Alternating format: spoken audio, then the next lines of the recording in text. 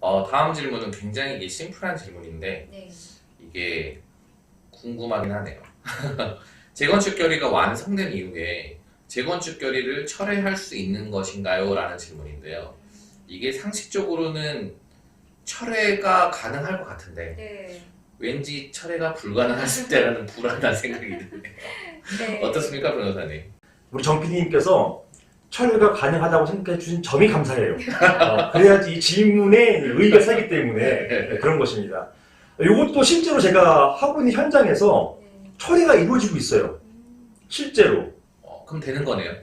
그래서 근데 안 되는 거죠. 아, 그걸 제가 이제 안 된다고 말씀드리는 중이죠, 지금. 네, 네. 이게 뭐냐면 재건축 결의가 아까 말씀드린 것처럼 재건축 결의가 완성이 되면 그로부터 효과가 발생하는 거예요. 재건축 사업이 진행되는 겁니다. 그 이후에 철회됐다고 해가지고 이게 재건축 결의가 무효되거나 소급해서 무효되지 않습니다. 그리고 철회는요, 어떤 법률 행위의 효과가 발생된 이후에는 철회가 불가하다는 게 대법원 판결이에요. 오. 그렇기 때문에 이런 법률 효과, 즉 재건축 결의라고 하는 법률 효과가 발생하기 전까지는 처리할 수 있죠. 하지만 재건축 결의가 완성됐어요. 완성돼가지고 플래카드까지 붙이고 그 다음에 그 최고까지도 보냅니다. 언제 완성됐으니 2달 내에 우리 재건축 사업 참여할 것인지 여부를 알려주세요. 이런 최고도 보내고 아닌 경우에 매도 소송까지 제기합니다. 이런 상황에서 철회하는 거 불가능하게 되는 것이죠. 유사한 사례로 이런 게 있어요. 그러면 80%가 어떤 의미입니까? 재건축 결의를 해서 재건축 사업을 진행할 수 있는 것은 맞는데요. 이게 어떤 의미인가요? 여기에 대해서 제가 관련 사건들을 하면서 서울 남부지방법원인데요. 굉장히 그 의미 있는 답변을 들었어요. 재판장님이 이제 이런 말씀 하시는 거예요. 재건축 사업을 위한 주체는요, 법상 집합공법에는 재건축 조합 또는 재건축 위원회 이런 표현이 없어요. 그냥 재건축에 찬성하는 자 이렇게 되어 있거든요. 그런데 소송을 제기할 때는요, 재건축위원회나 재건축 조합을 상대로 소송을 제기한단 말입니다. 이상하지 않아요? 당사자는요, 이 재건축에 동의하는 자들이에요. 즉, 반대하는 사람이 만약에 재건축 결의에 대해서 무효를 주장하려면 법상으로는 당사자가 되는 게 재건축에 찬성하는 자들을 상대로 해야 되는 게 아닌가? 또는 적어도 관리단을 상대해야 되는 게 아닌가? 이렇게 생각할 수 있거든요. 왜냐? 집합공법 어디를 보더라도 재건축 조합이라는 말이 있지 않아요. 재건축위원회라는 말이 있지 않습니다. 근데 어떻게 당사자가 돼요? 근데 대부분 재건축위원회 또는 재건축 조합을 상대로 재건축 결의 무효확인 소송 이런 소송들을 제기한단 말입니다. 제가 이제 사실은 재건축 그 위원회 입장에서 이런 답변을 한번 했어요. 항변을 한 거죠.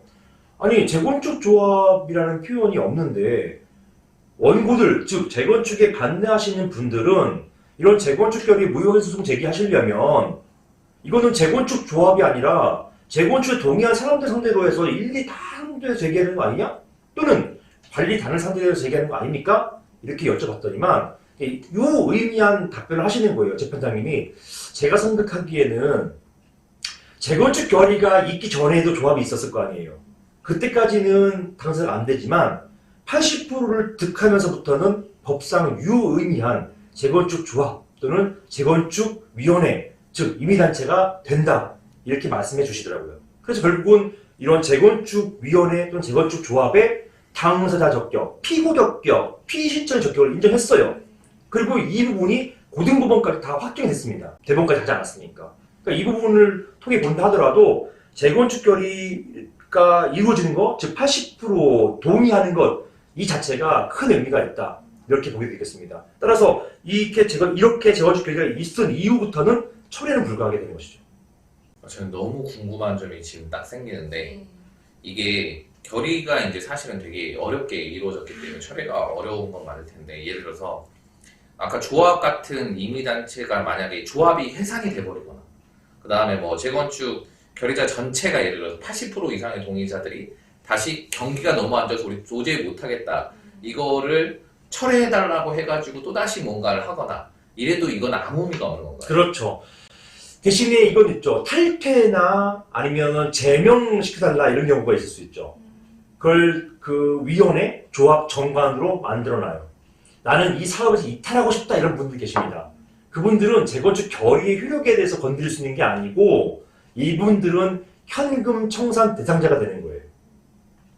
그래서 결국은 이분들 상대로 해가지고 뭐 현금 청산해서 비용, 감정가 대비 비용을 드리고 소유권 취득하는 거 누가? 재건축위원회, 재건축조합이 이렇게 하는 구조를 취하게 되는 것이고 철회는 안 돼요. 하지만 제명당하거나 탈퇴는 가능하다. 그러면 이제 재건축 전체가 만약에 넘어질 수도 있잖아요. 사실 과정 중에 돈이 안 돼서. 근데 이런 경우는 어떻게 되는 건가요?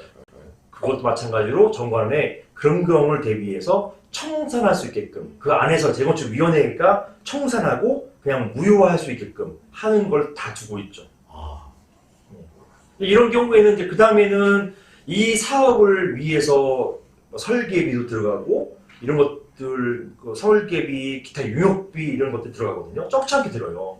이런 것들을 보통 조합에서 십시일반을 걷어서 하는 경우는 거의 없습니다. 보통 이런 사업을 시행하려고 하는 데서 미리 선납, 미리 대금을 지급하고 진행하게 되어 있거든요. 만약에 사업이 진행되다가 안 됐다라고 할 경우에는 이런 미리 선 지급한 이런 비용에 대해서 돌려달라라고 하는 소송이 또 제기되겠죠.